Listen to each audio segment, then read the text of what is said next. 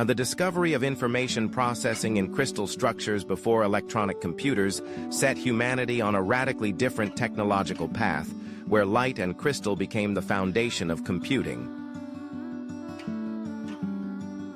Now, the first crystal computers processed information through precisely grown crystalline structures, using light instead of electricity to compute and store data.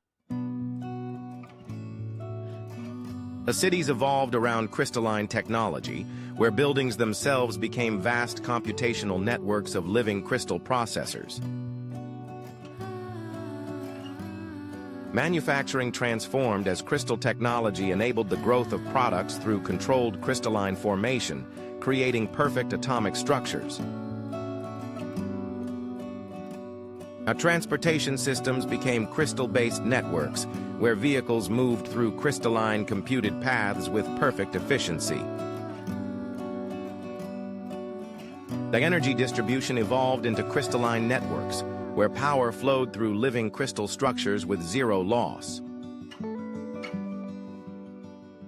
And a new civilization emerged where crystal technology created a perfect harmony between natural growth and computational power, fundamentally changing humanity's relationship with technology.